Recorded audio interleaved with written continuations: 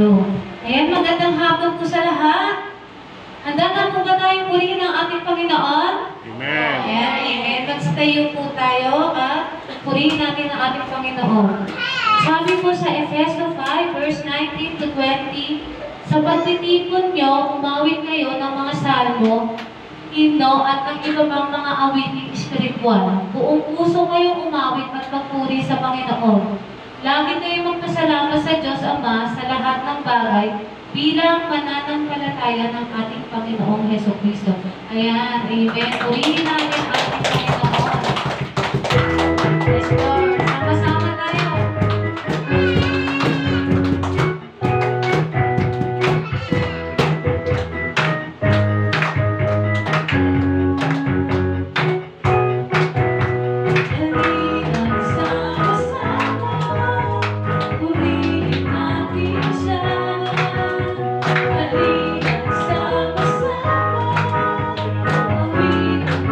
Thank you.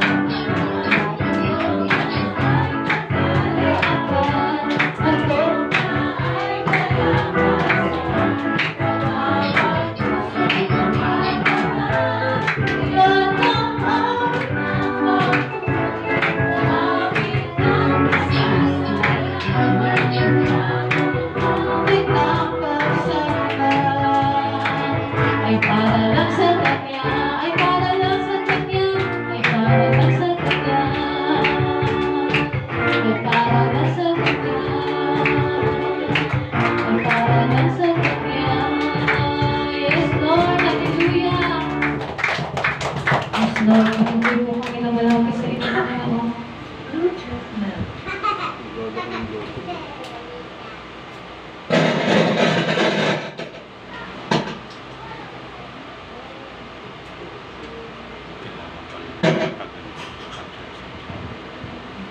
Michelle, patayin mo muna yung Bluetooth ko malaki. Tapos sa kamay yun.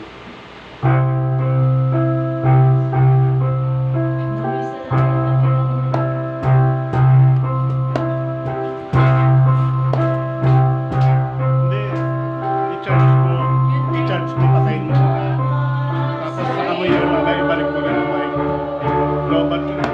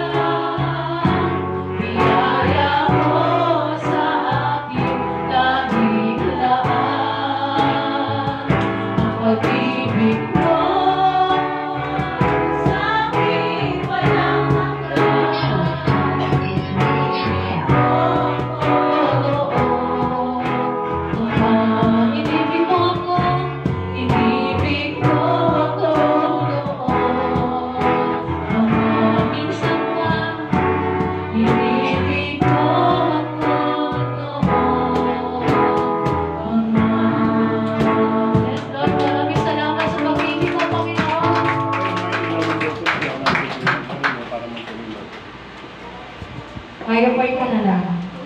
Panginoon naming mahal, naalay namin sa iyo ang pagtitipon na ito. Naway bigyan mo kami ng gabay at awa at tulutan mo ng tagumpay ang lahat ng aming mga nais matupad na gawain. Patubayan mo kami, Panginoon, na ang lahat ng isip at salita ng bawat isa sa amin ay maging nararapat sa iyo. At masapuso namin ang ikabubuti ng lahat at pagkalalaganap ng iyong salita. Punuin mo kami ng banal na espiritu nang mapanatiling malinaw ang patutunguhan ng lahat. Aming pagsisikap at ng iyong pangalan ay maging matagumpay. Naway maipatupad namin ng tama ang lahat ng aming mga tungkulin at hangarin. In Jesus' name, Amen. Ayan, maraming salamat, Panginoon, dahil ganito nakakaroon tayo ng patuloy po natin pupurihin ng ating Panginoon. Kaya patuloy po tayong tumayo at batiin po natin ang isa't isa. Ayan.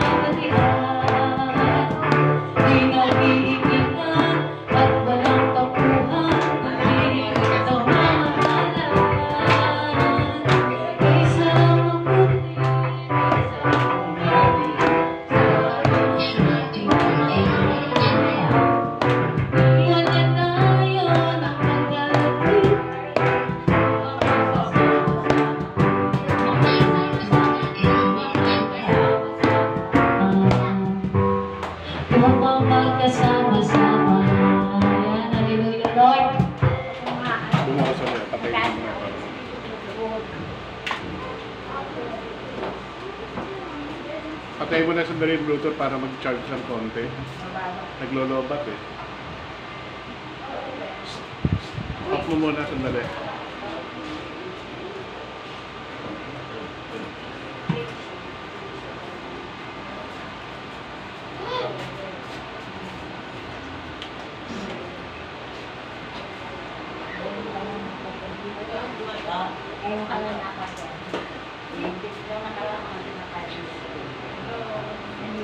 Welcome sa lahat.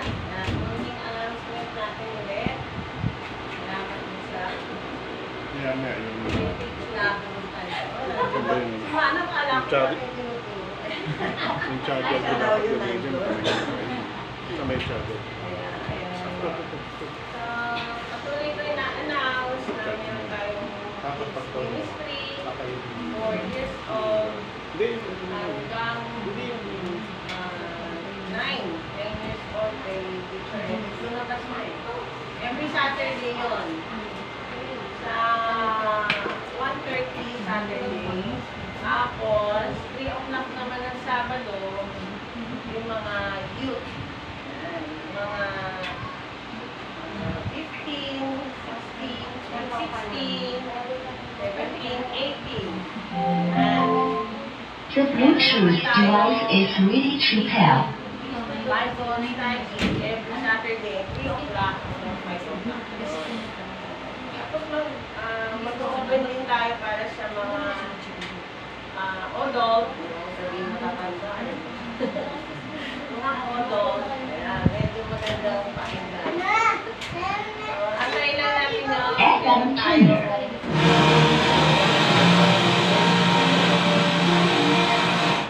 Line in.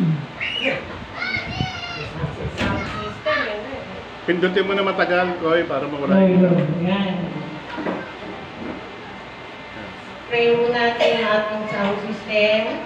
Ayan. Kita niyo ba yung paligid natin? Ganda. Ganda na ba? For the Lord. Kasi kailangan mo natin na maging maganda sa paningin ni Lord. Alay natin sa lahat sa Kanya. Hindi natin hayaan na sabihin na yung bahay ng Panginoon para namang para namang barong-baro. Pero patuloy na bless tayo ng Lord, at na lang kayo lang. Meron na, no? Diba? Dati naka-expose yung kaluluwa. Ngayon okay na, pero okay, nagkakita na. Kaya patuloy tayo sa pagbuburi ng sa Lord at bibigay sa atin ang lahat ng pangailangan. At hindi lang dito, kundi sa bawat isa. So, patuloy tayong aasa sa Panginoon na siyang lahat sa atin.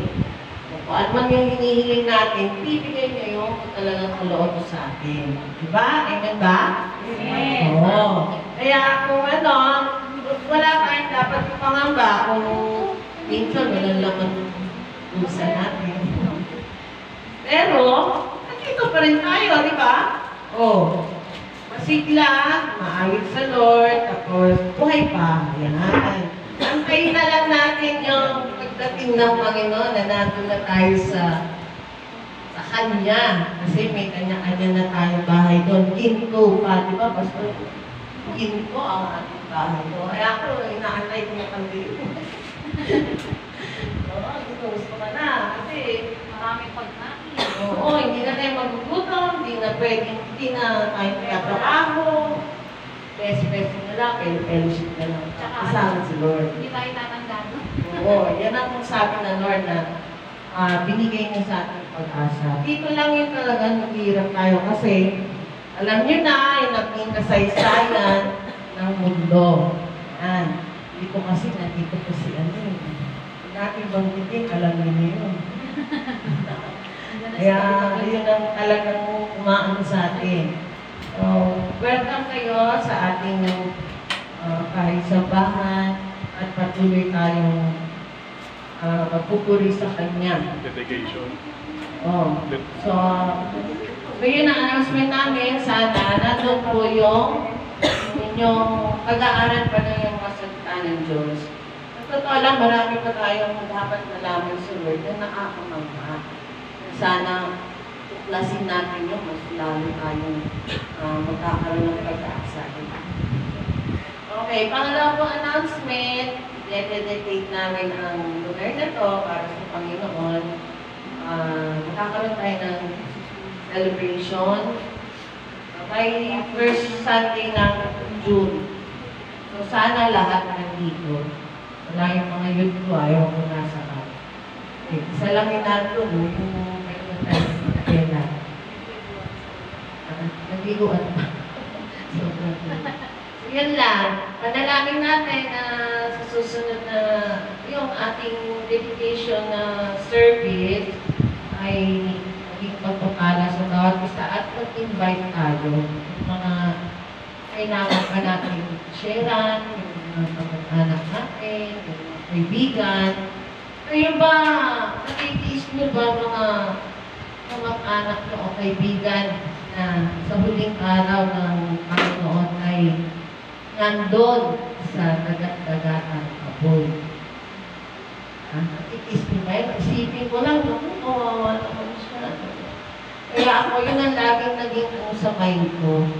Na kawawa naman po taong to, mama ko, papa ko, mga kapatid ko.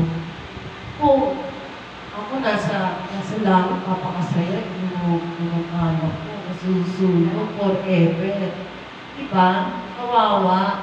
And then yung mga friends natin, best friend, or kahit na anong friend. Yan. Mga anak natin. Yan. Kailangan kasama natin sila doon sa forever bahay na linggo na bibigay sa atin ng Lord. Forever na masaya. Wala nang hirap doon. Kaya dito lang tayo magtitiis. Kasi may kasama po tayo ng gugulo eh. So yun nakakatakin na lang. Ano ba? Wala kang gugulo. Wala yung roads mo. Ito po lang yung yung bago nating fight box, di katulad last week. Nasa cartoon lang na ginawa ko, ayun, meron tayo na. Pagpapala pa ng Panginoon. Kung gusto niyo po ng envelope, dito lang. Ito. Okay. So, pwede niyo lagyan ng pangalan. Hindi, pakikuha rin ako. Yun lang. Tapos, any amount with the Lord, ang giving naman is, hindi naman pinipilit. Kasi, hindi na naman ang Lord yun. Okay? So, yun lang po. Dapat tayong special number. Sino may gusto mag-testimony? Oo, diba? Masalamat na.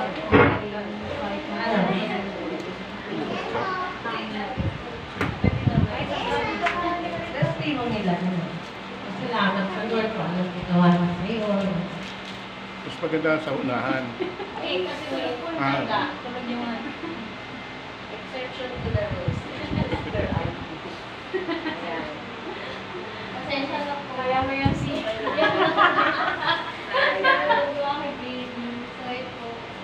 Praise the Lord po. Gusto ko magpasalamat kasi last month po, yun nga po nagkaroon po kasi talaga akong masakit. So, ilang araw po akong hindi makabangon. Yun, masakit po yung ulo ko. And yun nga po, yung naging roll out po ng doctor sa akin is aneurysm.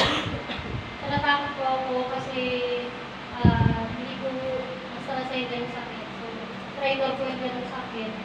So, yun po, after po several yung mga lab na sa tinawas natin, tapos nagpa-MRI din po ako sa ulo.